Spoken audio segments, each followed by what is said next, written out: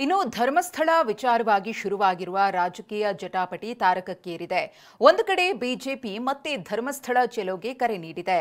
ಇತ್ತ ಕಾಂಗ್ರೆಸ್ ನಾಯಕರು ಬಿಜೆಪಿಗರ ವಿರುದ್ಧ ಹರಿಹಾಯ್ತಿದ್ದಾರೆ.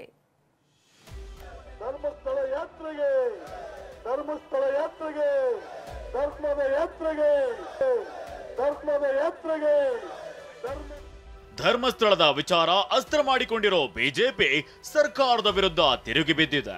ಸೆಪ್ಟೆಂಬರ್ 1ರಂದು ಧರ್ಮಸ್ಥಳ ಚಲೋಗೆ ಕರೆ ಕೊಟ್ಟಿದೆ. ಸಾಲದಕ್ಕೆ ಅವತ್ತಿನ ಮಧ್ಯಾಹ್ನ ಧರ್ಮ ಜಾಗೃತಿ ಎಂಬ ಬೃಹತ್ ಸಮಾವೇಶದ ಮೂಲಕ ಸರ್ಕಾರದ ಕಿವಿ ಹಿಂಡಲು ಸಜ್ಜಾಗಿ ನಿಂತಿದೆ. ಸೆಪ್ಟೆಂಬರ್ 1ನೇ ತಾರೀಕು ಸೋಮವಾರ ಧರ್ಮಸ್ಥಳ ಚಲೋಗೆ ಇವತ್ತು ನಾವು ಕರೆಯನ್ನ ನೀಡ್ತಾ ಇದ್ದೇವೆ. ಇದರಿಂದ ದೊಡ್ಡ ಗ್ಯಾಂಗ್ ಇದೆ.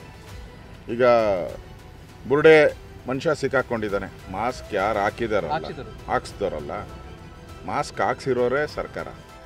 ನಿನ್ನೆ ಕೂಡ ಜಯನಗರ ಶಾಸಕ ಸಿ.ಕೆ. ರಾಮಮೂರ್ತಿ ನೇತೃತ್ವದಲ್ಲಿ ಧರ್ಮಸ್ಥಳ ಯಾತ್ರೆ ನಡೆಸಿದ್ದಾರೆ.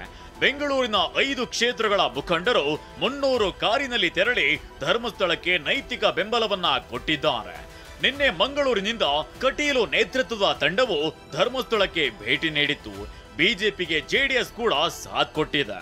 ಮೈಸೂರಿನಿಂದ ಮಾಜಿ ಸಚಿವ ಸಾರಾ ಮಹೇಶ್ ನೇತೃತ್ವದ ತಂಡ ಹಾಗೂ ಮಂಡ್ಯದಿಂದ ಸಿಎಸ್ ಪುಟ್ಟರಾಜು ನೇತೃತ್ವದಲ್ಲಿ ಮಂಜುನಾಥನ ದರ್ಶನ ಪಡೆದು ವೀರೇಂದ್ರ ಹೆಗ್ಗಡೆ ಅವರನ್ನ ಭೇಟಿಯಾಗಿ ಸನ್ಮಾನಿಸಿದ್ರು. ನಿಮ್ಮ ಪ್ರೀತಿ ನಾನು ಹೊರಲಾರೆ, ಸ್ವಾಮಿಗೆ ಒಪ್ಪಿಸ್ತೇನೆ, ಅದನ್ನು ಒಪ್ಪಿಸ್ತೇನೆ. ಅವರೆಲ್ಲ ಇದನ್ನು ಪ್ರೀತಿಸಿದೆ.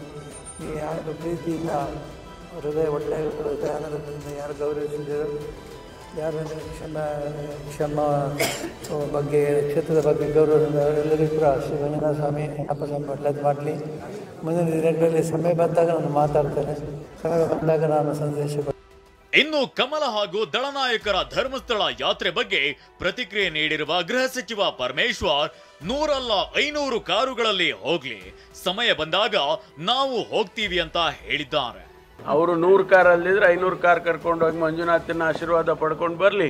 ನಮಗೆ ಸಂದರ್ಭ ಬಂದಾಗ ನಾವು ಹೋಗ್ತೀವಿ. ನಾವು ಅವರಿಗೆ ನಿಯಂತ್ರಣ ಮಾಡಕ್ ಹೋಗೋದಿಲ್ಲ. ಮತ್ತೊಂದೆಡೆ ಬಿಜೆಪಿ ರಾಜ್ಯಾಧ್ಯಕ್ಷ ವಿಜಯೇಂದ್ರ ಪ್ರಕರಣದ ತನಿಖೆಯನ್ನ ಎನ್ಐಎಗೆ ಕೊಡುವಂತೆ ಒತ್ತಾಯ ಮಾಡಿದ್ದಾರೆ. ಇದಕ್ಕೆ ತಿರುಗೇಟು ಕೊಟ್ಟಿರುವ ಬಿಕೆ ಹರಿಪ್ರಸಾದ್, ಇದು ಆರ್ಎಸ್ಎಸ್ 2 ಗುಂಪಿನ ಸಂಘರ್ಷ ಅಂತ ಹೇಳಿದ್ದಾರೆ. ವಿತೌಟ್ ಎನಿ ಫರ್ದರ್ ಡಿಲೇ ಇವತ್ತು ರಾಜ್ಯ ಸರ್ಕಾರ ಸಂಪೂರ್ಣ ತನಿಖೆ ನಿಷ್ಪಕ್ಷಪಾತವಾಗಿ ನಡಿಬೇಕು. ಕೋಟ್ಯಾಂತರ ಭಕ್ತರಲ್ಲಿ ಇವತ್ತು ನಂಬಿಕೆ ಬರೋ ರೀತಿಯಲ್ಲಿ ತನಿಖೆ ಆಗಬೇಕು ಅಂತ ಹೇಳಿದ್ರೆ ಈ ತನಿಖೆ ಎನ್ಐಎಗೆ ಕೊಡಬೇಕು ಅಂತ ಹೇಳಿ ಮಾನ್ಯ ಮುಖ್ಯಮಂತ್ರಿಗಳನ್ನ ಆಗ್ರಹ ಮಾಡ್ತಾ ಇದ್ದೇನೆ. ಅದು RSSನ 2 ಗುಂಪು. ಒಂದು ದಕ್ಷಿಣ ಕನ್ನಡದಲ್ಲಿರೋರು, ಇನ್ನೊಂದು ಘಟ್ಟದ ಮೇಲಿರೋರು. ಇಬ್ಬರು ಪ್ರಬಲ ನಾಯಕರು RSS ಅಲ್ಲಿ. ಅವರ ಸಂಘರ್ಷ ಇದನ್ನ ಈ ಧರ್ಮಸ್ಥಳವನ್ನ ಹರಾಜಾಗ್ತಾ ಇದೆ. ಅದರ ಸಂಶಯನೇ ಬೇಕಾಗಿಲ್ಲ.